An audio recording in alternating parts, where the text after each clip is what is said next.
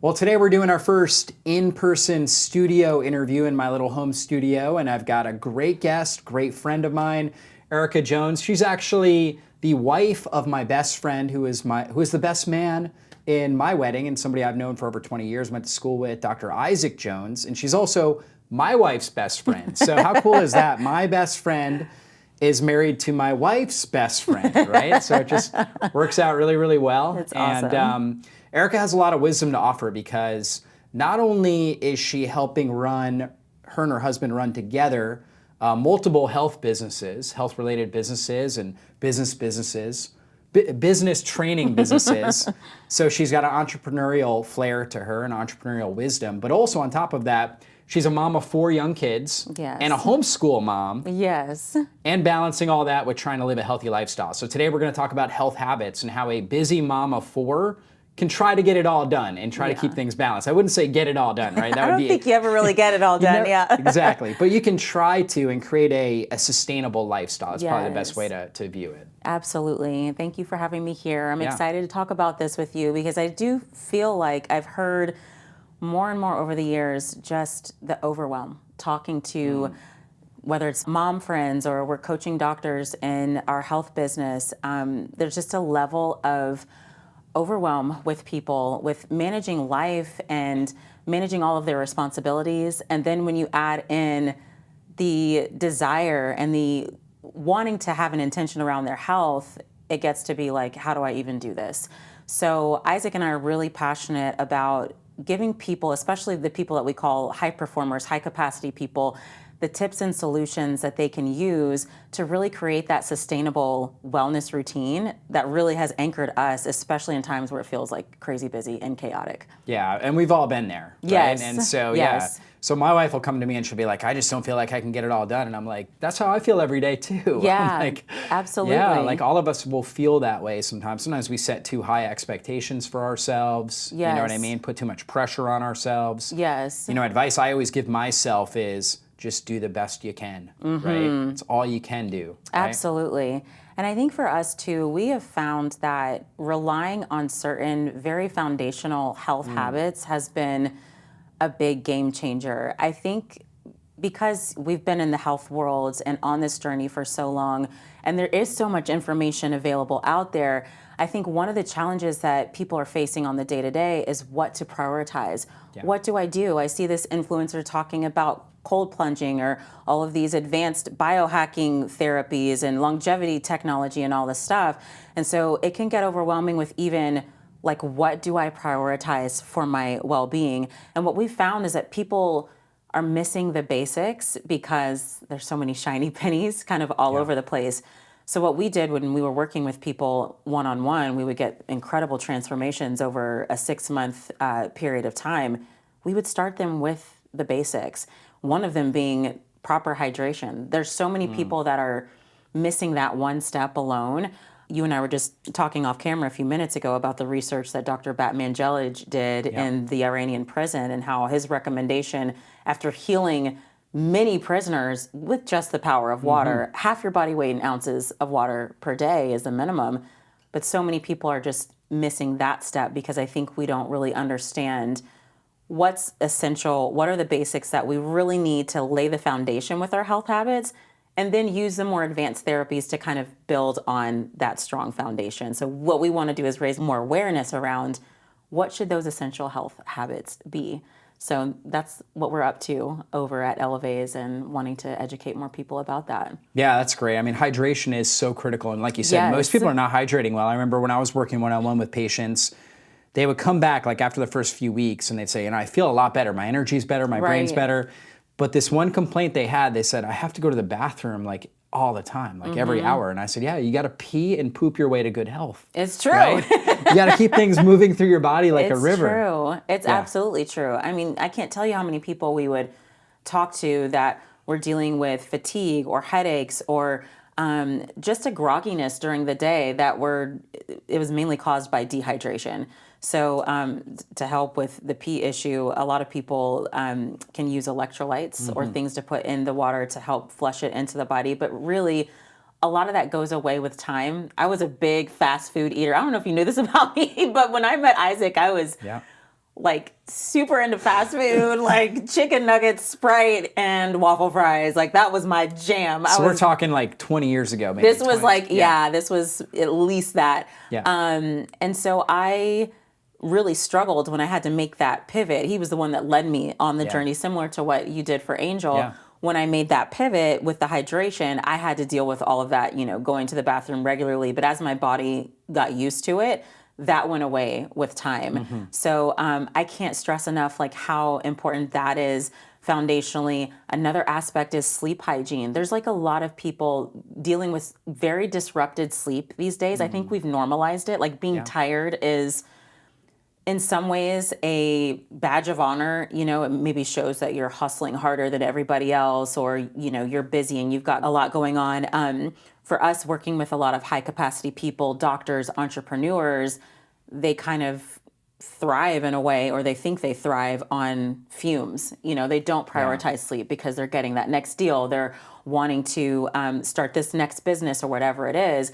And so we have seen just like this sleep hygiene, that aspect taking a hit, whether it's because people are up late on their phones, they're either working or they're on social media, or they're just kind of vegging in front of Netflix as they have pushed so hard during the day, or they're starting their day that way. They're waking up and they're immediately like sucked into their email or whatever it is.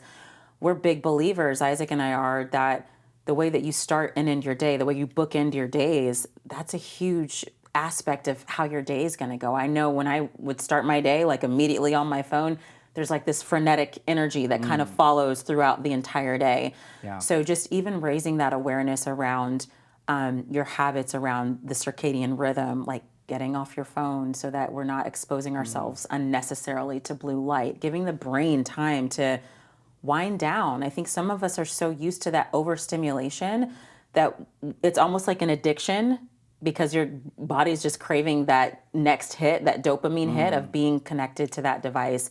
So even those things, those are some of the basics that people really need to implement in order to have good wellness and a routine in their life. Yeah, so true. I think that's probably the number one addiction in our society today. There's so many that are out there: sugar, processed foods. You could talk about pornography, lots of addictions out there, drugs. But the number one is just that dopamine hit from our phone. Absolutely. And it's not taboo, right? And so it's an accepted, in a sense, it's an accepted addiction. But we're constantly, we're on the screens late at night. Yes. I mean, I'm as guilty as anybody else.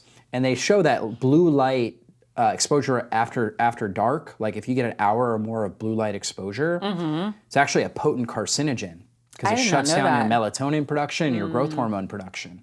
So having that sort of sleep hygiene habit where you're getting off your phone, dimming lights, blue light blocking glasses, winding down and going to bed is one of the best things you can do for your immune system, your brain, your energy. Absolutely. All of those things. And I think people don't realize that our bodies need time to prepare for sleep. I don't think we really understand that as much as what we should. But for those that are listening, I think one thing to ask yourself is, what are the guardrails that I want to establish around my use of this device? Do I want to, for me, I'm off my phone 2 hours before bed. I like a nice hot bath and candlelight and a book. I think Angel and I have that in common. That's the way to do it. I mean, that's setting yourself up for a really good sleep. Yeah, so that's what I do in the evenings. I'm winding down. In the mornings, I am not on my phone right away. I have my spiritual time first, and Isaac and I often do that together. But there's a groundedness around waking up and setting your own intention for the day. I am intentionally asking myself, I'm in prayer to God, I'm talking to Him, but I'm also asking myself, what needs to move today to make today awesome? And actually thinking about that and setting that intention, making a decision around that before the day gets going, really helps me to direct and steward my day in the way that I want it to go, versus kind of flying through it willy-nilly where things are just happening here and there. I just get a lot more done when there's that focus there. Yeah, and it's not like you have much to do. You only have 4 young kids and multiple do. businesses to help out with, right? Right. So the way, some people ask, how do you do all of that with, homeschooling, running these businesses, you're running a household, you have time to make meals and things like that. I'm really anchored to my disciplines every day. I mean, it really keeps me grounded and going. I know when I wake up, this is my routine, what I'm doing. I'm taking my supplements. I'm getting my workout in. The last 30 minutes of my day that's blocked, that's when I'm working out. And just having the time, the close connection with my spouse, like even that, those are habits that are built in day by day. So I think for us, as a society, for people that really want to be intentional about their wellness, you have to figure out what that cadence looks like on a day-to-day basis and do something that you can commit to and stick to. Yeah, for sure. So you mentioned hydration, sleep hygiene as some of the key things. Yes. You talked about exercise. Yes. What do you think beyond that? Like, are we missing anything as far as what you said, mindset, as far as like really key things people should schedule in, or people should really focus in on making sure that they've got scheduled? Yeah. I personally think getting outside is really important. Yeah. I mean, you're a huge proponent of the sunlight and the vitamin D, and even just the fresh air, being outside. We're so closed in these days. We're in front of screens for most of, I'm like you, we work a digital business as well. So I can feel that at the end of the day where I'm just like, I haven't set foot outside. I mean, some days there would be days where I hadn't really set foot outside. Being a homeschooling parent, like that can happen. So one of the things that I've built into my rhythm is to get outside, even if it's cold, even if it's raining, even if it's whatever. There's something about it, just it refreshes the mind. I have a dog now. We got a puppy recently, right around the time that you guys did, and he's been an excuse for me to have to go outside. Right. But I've loved it. It's been great. That's a positive thing. You got to go take him out for a walk. Yeah. Absolutely. And so by doing that, I'm walking myself too Yeah. and finding, okay, I feel refreshed getting back inside. Another thing I highly recommend for people is just taking inventory of that mental and emotional well-being, creating that space to actually allow the brain to turn off a little bit. I think sometimes we're afraid of that. Some people can be afraid of silence or of the quiet or being alone with ourselves, with our thoughts. But sometimes there's unresolved emotion there that needs to get addressed, or maybe there was an interaction that day that really ruffled you the wrong way. You need a minute to kind of process it.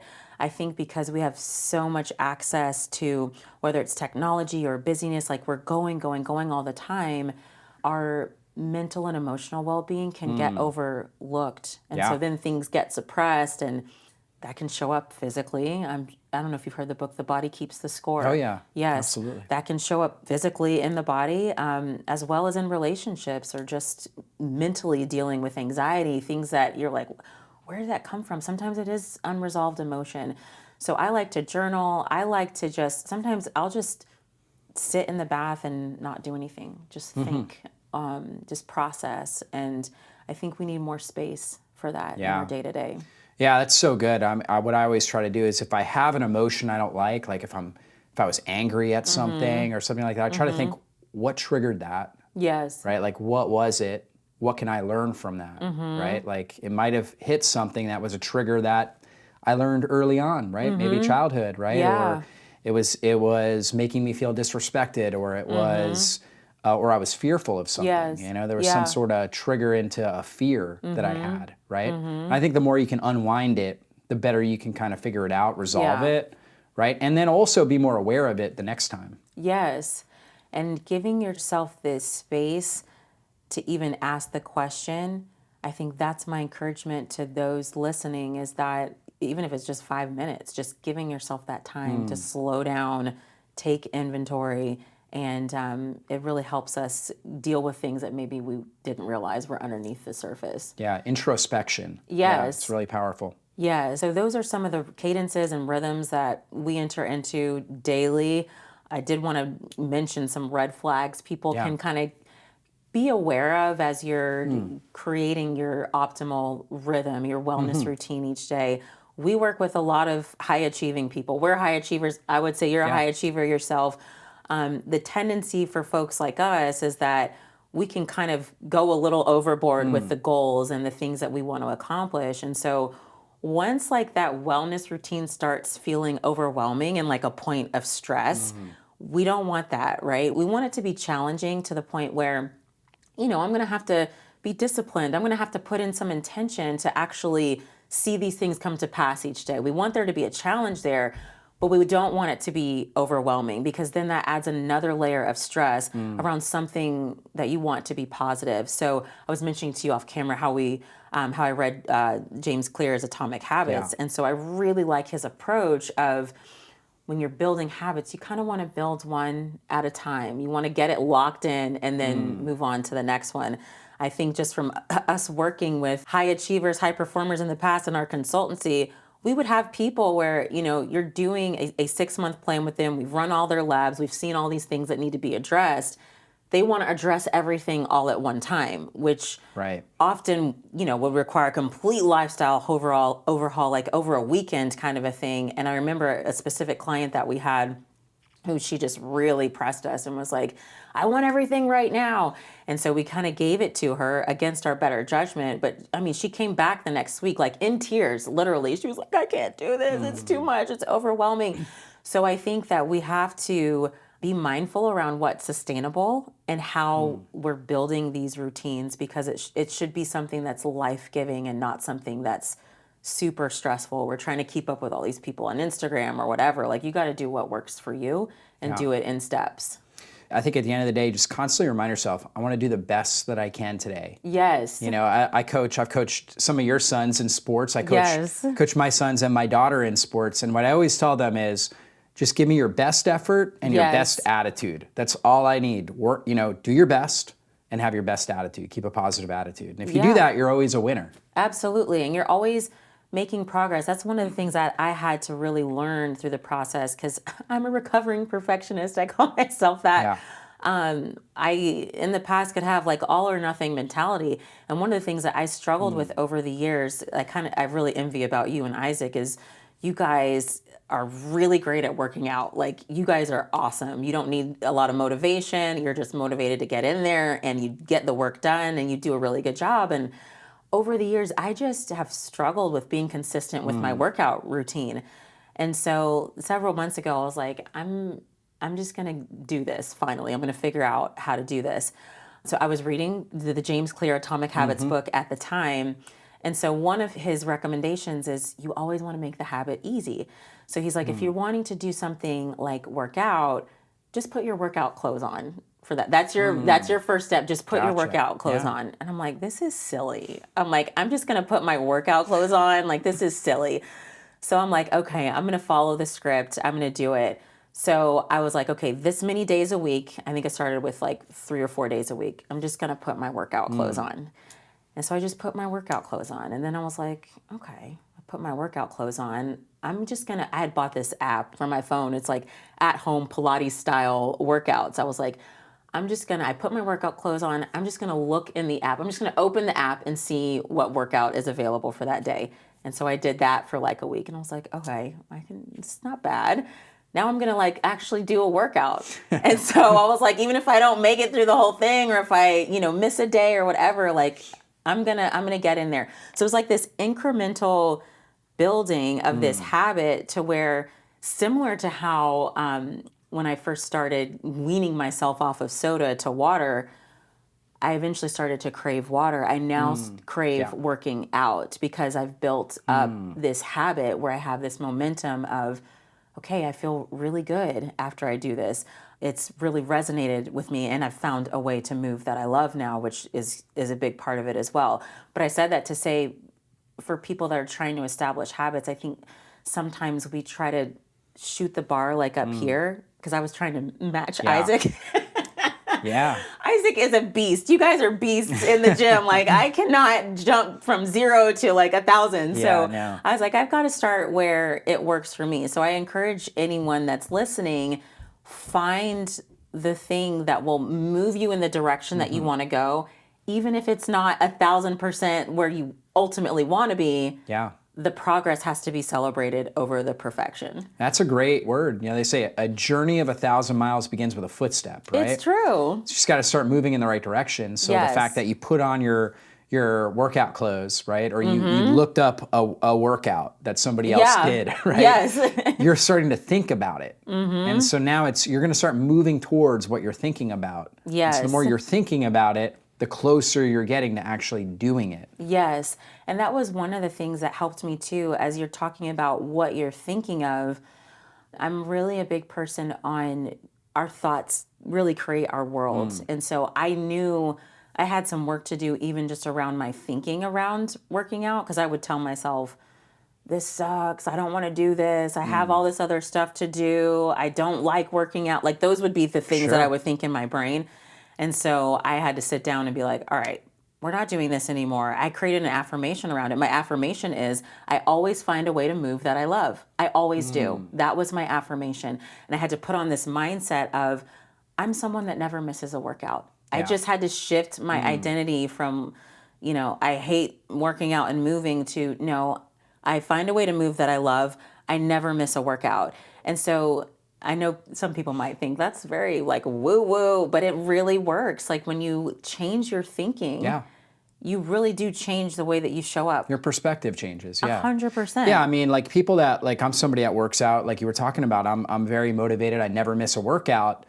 And my wife, she works out with me. So like I'm her accountability partner. So I'll pull her down. We have a home gym, fortunately. I pull her down, we work out. Yep. And she always says, she's like, oh, I hate working out. And she'll tell our kids like, I really don't like working out, but I do it because I know it's healthy. Yeah.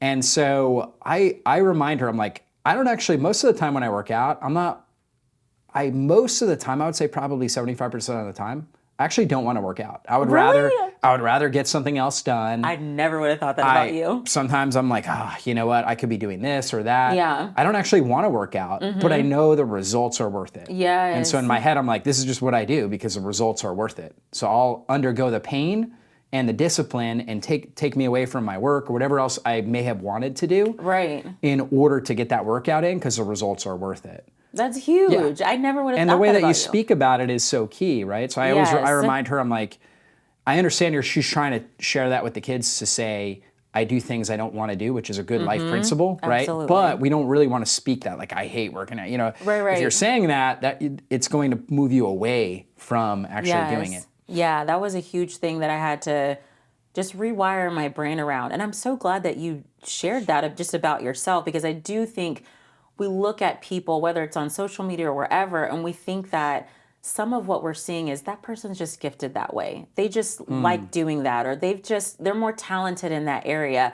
But that's not always the case. Sometimes it's just, they're just willing to do the work and say no to whatever else they were thinking of doing and having the discipline to do it.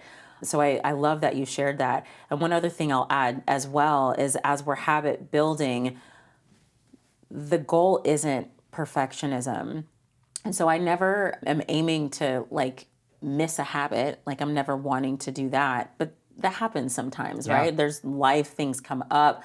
You get smacked with the flu or something like what it happens, right? Yeah. Our house the other week. Yeah. But I love what James Clear wrote in his book around, you're not looking at every little individual day, you're looking at the trajectory. So if my goal, starting out from zero, not really being consistent with a workout routine, if my goal was to work out 3 or 4 days a week, and maybe that month I worked out like 10 times, I didn't hit my target, but I did 10 times, that's 10 times more than I had where I was at zero. So when I think about that piece of it, because I can get down on myself when I miss marks. I don't like missing goals. I'm a big goal setter. It's really helped me to zoom out and look at the trajectory of what I'm trying to accomplish versus getting so caught and tied up in, I missed a day or whatever. Just get back on. Have grace for yourself. Yes. Yeah. Just get back on and keep going. That's what you do. I mean, that's a great way to finish this. And I think this has been so helpful for people because people hear me talking about all the things that you can do to improve your health, and they do get overwhelmed. Yes. And so I think this interview has been really helpful for a lot of people, and I just want to take a moment and thank you for coming out here. Of course. Yeah, just being so honest and upfront with people and letting them know that they can have grace for themselves, but they should also have an action plan. Absolutely. Right? And hold themselves to a certain level of accountability to that action plan with a lot of grace on top of it. 100%. Yep. Yeah, Thank powerful. Absolutely. Well, where can people find out more about you, Erica, and all the things you and Dr. Isaac are doing? Yeah, so if you guys want to get access to like a simple wellness routine, they can head to elevays.com. It's ELEVAYS.com. So that's a basic cadence for what to do on a daily basis. We touched on it a little bit, but there's more structure to that, so they can get that for free there. Well, thank you guys so much for being with us. Definitely check out Erica's website, elevays.com. And make sure you subscribe to our channel and also share it with anybody that you know and that you care about. I know this interview would really help a lot of busy people that are trying to implement a lot of these health habits. A lot of busy moms that are out there could really relate with what Erica was talking about. So be sure to share it with anybody that you know and that you care about.